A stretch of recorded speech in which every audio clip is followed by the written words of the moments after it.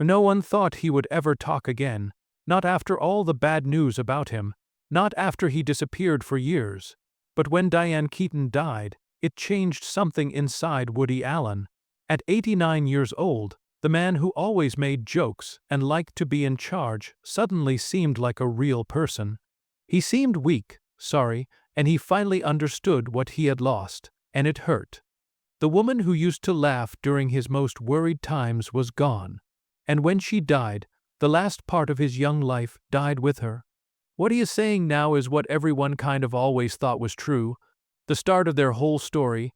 It all began in 1969, not for a movie, but for a play on Broadway. Woody Allen was trying to find actresses for his play. Play it again, Sam in a New York theater. He was 33, already known for being funny, but he still felt very nervous with women. Then Diane Keaton came into the room. She was 23, a little weird and pretty in a natural way. She was wearing clothes that didn't match and that you wouldn't normally see on a stage, and that is exactly why he kept looking at her. He later wrote that he thought he might be going crazy that day. He wondered, is it really possible to start loving someone that fast? She was different from anyone he knew. She was very honest, did things without a plan, and she didn't play the mind games that he was used to. She read the lines for the part, made all the people laugh, and she got the role right away. In just a few weeks, they were always together. In just a few months, she was living in his apartment. Their love was odd and sweet, and it was full of opposites. He was the worried, smart guy from Brooklyn. She was the easygoing girl from California, who made a messy life look beautiful. He loved her for all the things he could not figure out about her. Her messiness, her truthfulness, her choice to never pretend to be someone else. But those same things also scared him. He started to try to change her, to tell her what to do, even when they weren't making a movie. He would tell her what clothes to wear, what books to read, what thoughts to think. She pushed back quietly. When he tried to fix the way she talked, she would just laugh and say the word wrong again. When he told her which book she should read, she didn't listen and bought picture magazines instead. When he told her to wear quieter clothes, she wore even crazier outfits. That quiet but strong rebellion is what made him love her more, and it is also what made their relationship end. By 1972, Diane had gotten a part that would change her life. It was the role of Kay Adams in The Godfather *. Woody didn't think it was a good idea at first. He said it was a gangster movie, not the right kind for her. But she did it anyway, and when she came back, she was different. She had worked with Coppola, Pacino, and Brando, who were the biggest stars. She wasn't just Woody's student anymore. She was her own woman, and for Woody Allen, being in control made him feel safe, and losing control felt like his heart was breaking. By the end of that year, they were not a couple anymore, but neither of them ever really got over it. Annie Hall turning love into a movie. 5 years after they broke up, Woody Allen did something only a director like him could do. He made his sadness into a movie. In 1977, Annie Hall came out. It wasn't just a little bit about Diane Keaton. It was Diane Keaton. Her real nickname was Annie. Hall was her real last name before she changed it to Keaton. The clothes she wore in the movie were not picked by costume people. They were her own clothes from her closet. The vests, the big shirts, the loose ties, the unique style that made her look different from every other movie star. Allen didn't just write a part for her. He made the whole movie about her. The weird talks, the long walks, the messy breakup, all of it happened in their real life. The movie became his greatest work. But for Diane, it was something much more personal. She was living through the relationship that had already made her sad, scene by scene, word for word, and the man telling her what to do was the same man who had made her sad in the first place. When Annie Hall first showed in theaters, people saw a love story that felt real, funny, sweet, and very, very true. But not many people knew they were watching two people dealing with their real past, right there on the screen. The movie ended with a sweet and sad goodbye. Two people who loved each other saying goodbye nicely. But their real life hadn't been that clean. The real breakup had been messy, hurtful, and confusing.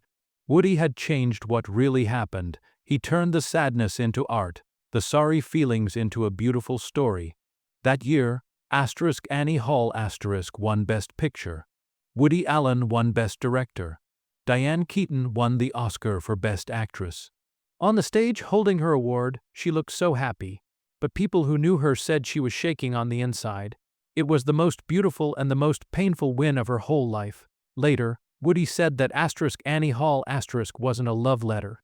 It was like a way to get rid of bad feelings.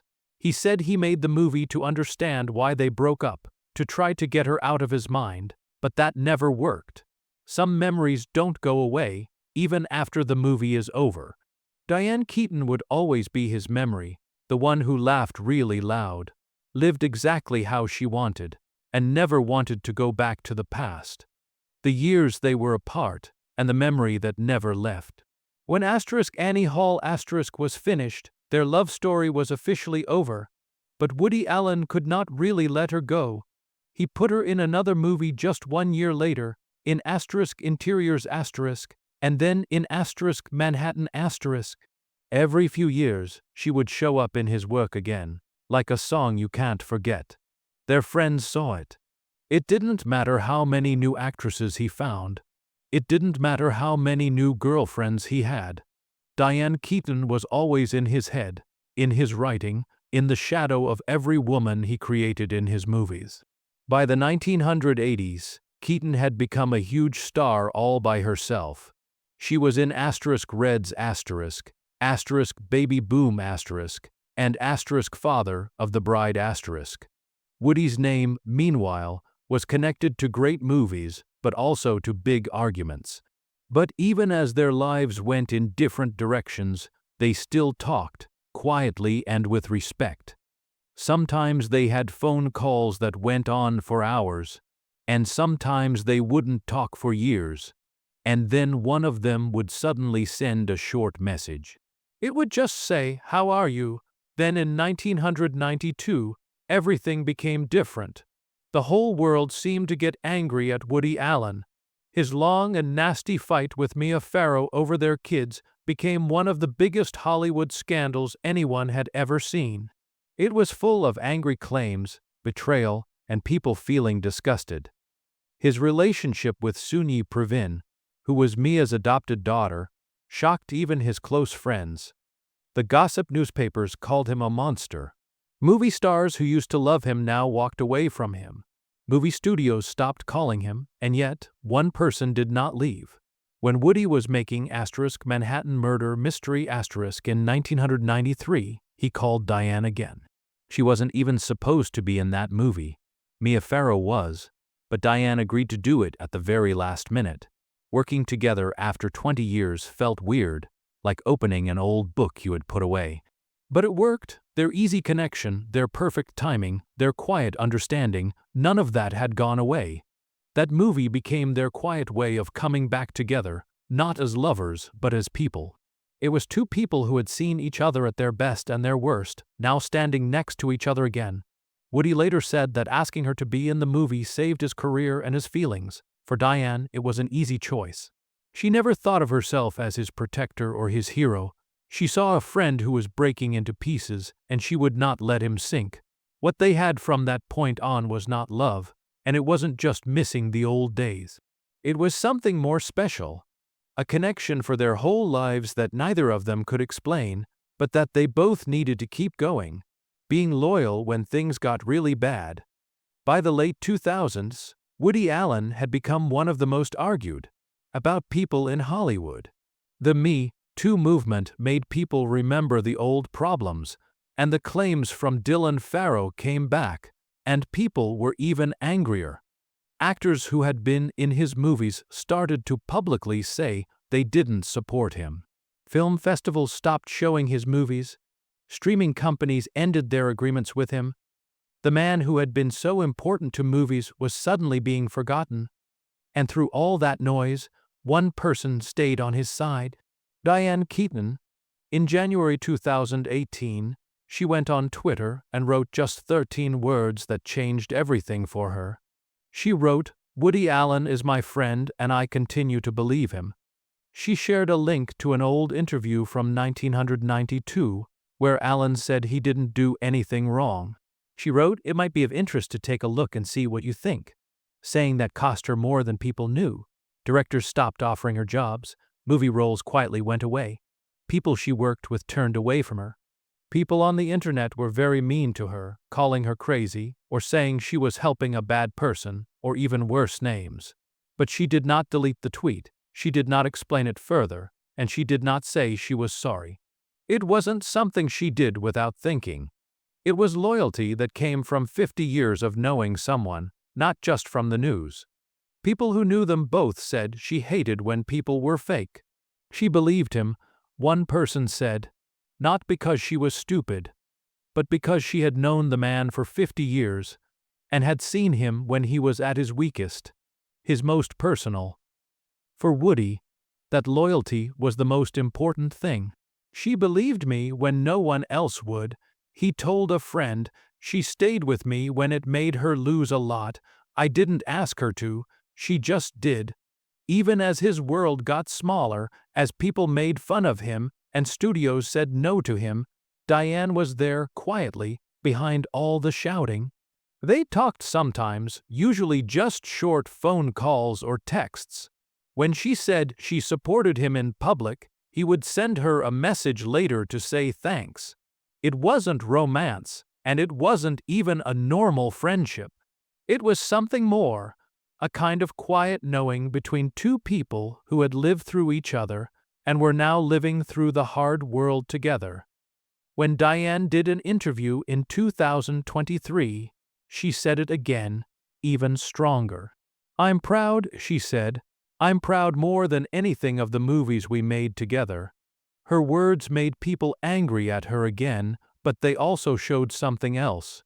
She did not feel sorry for anything. Not the films, not the friendship, not the loyalty that had made her lose so much. For her, it wasn't about picking a team. It was about standing up for what she thought was right, and standing by the man who had once seen exactly who she was. The last phone call and the truth he told. By 2025, both of them were living quiet lives, far away from the world that had both loved them and hated them. Diane Keaton hardly ever went out in public anymore. She canceled plans, didn't do interviews, and looked much weaker in her last few pictures. Her close friends thought she might be sick, but she never talked about it.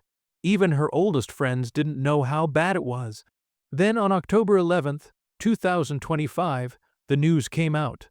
Diane Keaton had died at 79 years old. No one said what caused it, only that it happened very suddenly.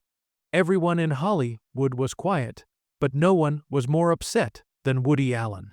When reporters from People magazine talked to his friends, one person said, "He is very, very sad and shocked. He didn't know she was sick. No one did." For a man who always liked to hide his feelings, his reaction was a big surprise. His friends said he was so shocked he couldn't talk. He went to her small, private funeral in Los Angeles. He moved slowly and looked very old. In his hands, he held a picture in a frame. It was a photo of the two of them laughing while they were making Play It Again, Sam back in 1970. People who were there said he could not stop crying.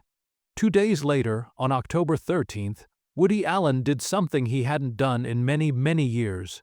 He wrote a public essay about love. In a rare piece for a newspaper, he shared his memories of Diane.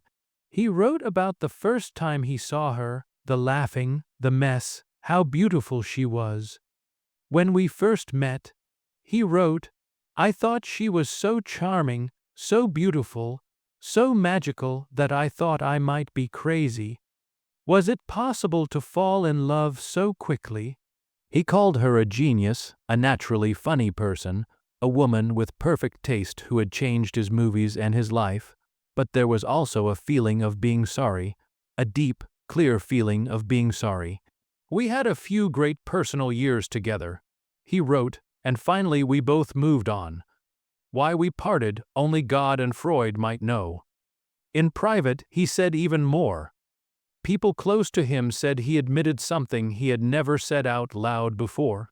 He said that he hadn't just loved Diane Keaton, he had tried to own her. I loved her, he said, but I loved controlling her even more. That wasn't love, that was being scared. It was a rare, honest moment from a man who had spent his whole life hiding behind jokes. When he lost Diane, he lost not just the person who inspired him, but the one person who had ever really known him, regrets, growing old, and the woman who helped him. After Diane Keaton's death, the way Woody Allen talked changed. The man who used to always speak in funny lines and puzzles now talked like someone who knows life is almost over. At 89 years old, he wasn't trying to protect himself or his movies anymore. He was looking back, quietly and sadly, at things he could never change. In private talks with friends, he started to tell them things he had kept secret for 50 years. She saw the real me, he said. Not the movie director, not the famous person, just the nervous kid from Brooklyn. And she loved that person even when I didn't love myself. Then he said the sentence that made everyone who heard it feel very sad. I should have just let her be herself. I should have loved her for who she was, not for who I wanted her to be. He said that Annie Hall the movie everyone calls a love story, had always been his way of saying sorry to her. He admitted that she gave him everything, the movie, the respect from other people, the heart of all his work. Without her, he said, I was just another worried man making funny movies about worried people. With her, I was telling the truth. People close to Allen say he still keeps her picture near him, the same one from 1970. Both of them are laughing, not knowing all the trouble life would bring. He told a friend not long ago, I didn't earn her loyalty, but she gave it to me anyway. She believed in me when no one else would, and I will never know why. What makes their story so sad isn't just that it ended. It's that it never really ended at all.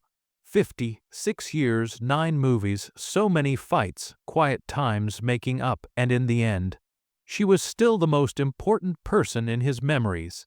The woman who turned his worries into beautiful stories, who stayed with him when everyone else left, who gave his art its real heart. Diane Keaton wasn't just his inspiration. She was his mirror, the only person who ever showed him the truth about himself. Now, Woody Allen is facing the one thing even he can't change with a story: the end of life. His movies might live longer than him, but he knows that the real story, the one that started in a New York audition room and ended with a funeral and a photograph, will always belong to both of them. Some loves are too big for words, and some goodbyes don't really feel like goodbyes at all. For Woody Allen, Diane Keaton was the great what if, the woman who changed his art and his life forever. Do you think their love was a sad story, or was it meant to be? Tell us what you think in the comments below. And don't forget to like, share, and subscribe for more true Hollywood stories that you'll remember long after the movie is over.